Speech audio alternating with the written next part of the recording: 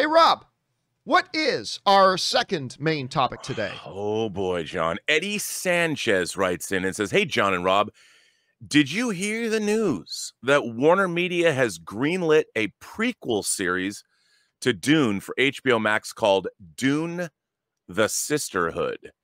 It will have Diane Ademu-John from The Haunting of Bly Manor as its showrunner and writer, and Denis Villeneuve as one of its executive producers, and Villeneuve will also direct the pilot episode. What are your thoughts on this news, and does this get you excited for the universe building of this franchise? Oh, boy. Okay. Now, here's the thing people have to understand about writers and television. It's very hard to break into the television industry as a writer. So once you get into that club, you get to work within television, you meet people, you work on shows. Now, they don't necessarily put the best writers with the best material, because if you've written on a show, then you're in that club and you've worked with people and they're like, hey, you did a good job on this show. You can come over to this show. And if you look at Diane Ademu-John's credits, they're quite extensive, and she has certainly earned her keep. She's written episodes for Crossing Jordan, 1-800-Missing, Medium, Body of Proof, well, the originals, which is a genre show, Empire, and then, of course, The Haunting of Bly Manor, which, in my estimation, was not nearly as good as The Haunting of Hill House. So now she's been hired to direct, or to write and showrun Dune, the Sisterhood. Well, I'm wondering if the people understand that this is based on one of the great science fiction works of our time. And I look at her credits, and like so much modern science fiction, like modern Star Trek, the writing staff that they're hiring for these shows doesn't seem to have much of an affinity for science fiction. And Dune is one of the most densely world-built franchises ever. And the idea of the Bene Gesserit sisterhood is basically, think of them as, they basically run the universe in Dune. And what's really interesting is the female component of the Dune franchise is incredibly important to the overall universe. Women are some of the most powerful people in that universe. So it makes sense that they would have a female showrunner. But when I look back at the work that she's done, I'm like, I mean, this is some incredibly complex world building that she has to achieve. And, you know, the thing about working on procedurals is there really isn't any world building beyond character. And as much as the characters are important to the show, the universe of Dune will be equally important. It's densely packed. It has a rich mythology that has been detailed over many, many, many novels. So I'm torn about this news, John. I think it's great that they're making this series, and but I see the potential of being ruined is enormous for any showrunner. And I'm hoping maybe they know something I don't know, and that's why she became a showrunner on this particular show.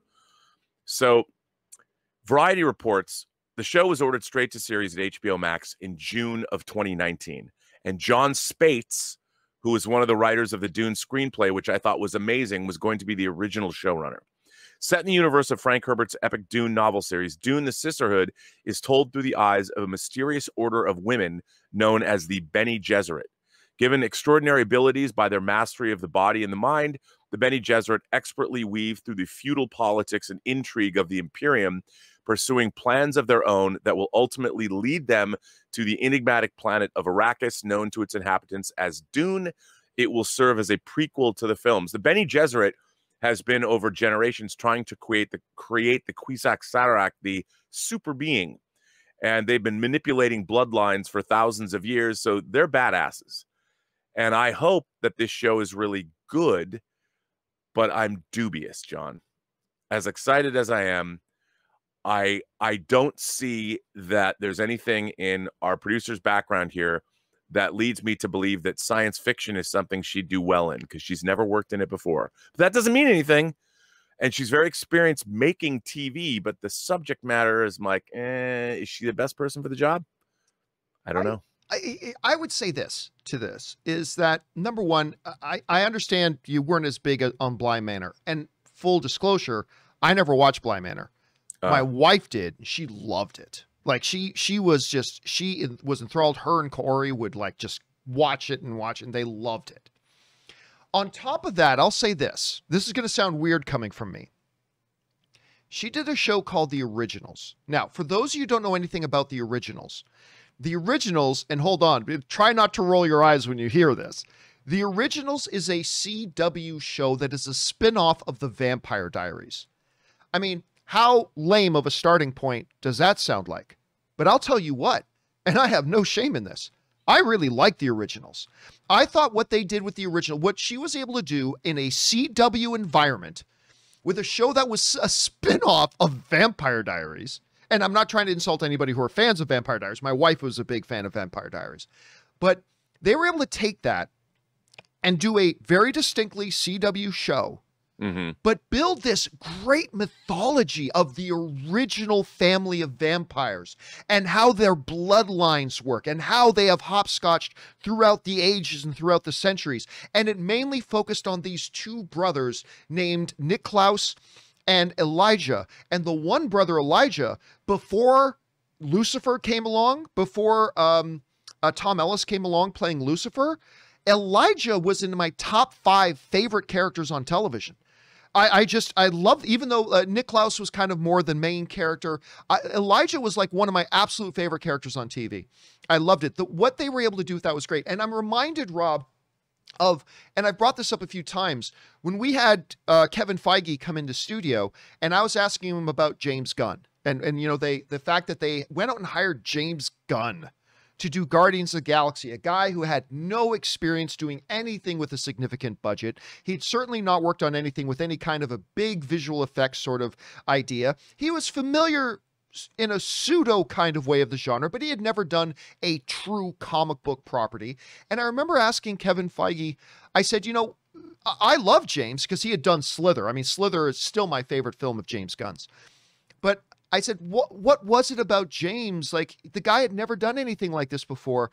And Kevin Feige looked at me and just said, a good storyteller is a good storyteller. And I just felt confident that this guy knows how to tell a good story. And if somebody knows how to tell a story, it doesn't matter about the budget and it doesn't matter about the scale. Now, I don't know if I 100% agree with Kevin Feige, but he applied that same philosophy with the Russo brothers. Who the hell were the Russo brothers? They did You, Me, and Dupree. And they did some television with Community. Nothing remotely similar to the comic book genre.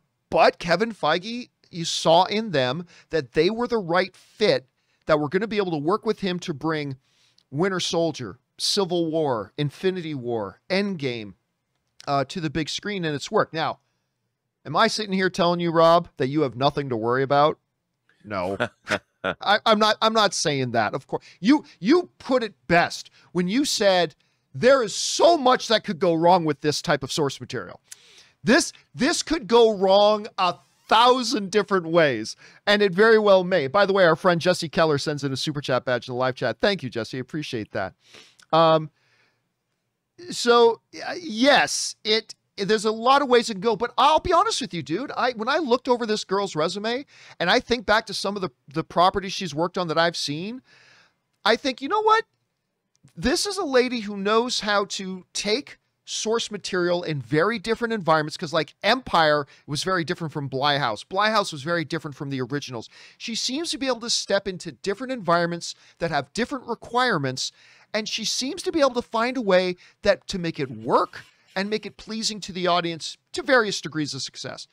So it could go really bad, Rob. It could go really bad. Yeah, but, I mean, look, but I like the addition. She's got experience. You know, she does have experience, and I have to give her that. But I look, this is not just like any other TV show. And I would say, I think, you know, the originals, what you said about the originals gives me hope, because that's what this show needs. And you're dealing with an incredibly complex ideas. And I want to see it be great, because if I love the idea that Dune is going to be sort of a property that's going to move across, well, HBO Max and in theaters. I really think this universe is incredibly rich, and I'd love to see it realized in grand fashion. So yeah, I agree, and I'm going to keep my fingers crossed. And one of the guys that helped select her was Denis Villeneuve. He was one of the guys who selected her. So I think we should give her the benefit of the doubt for now. But I'm more worried, Rob, about the first thing you said, that this is the kind of story, kind of like Wrinkle in Time. They got a lot of great people involved with Wrinkle in Time, but there was a reason a lot of people always thought that was an absolutely unfilmable book. And it could have gone wrong 100 different ways, and it did go wrong. This is another one of those that could go wrong 100 different ways, and we'll see. Question is for you guys. What do you think about this? I mean, we knew they were going to do this show. They've now moved forward. They've got their lead producer and their showrunner. How are you guys feeling about it? Jump on down to the comment section below and let us know your thoughts.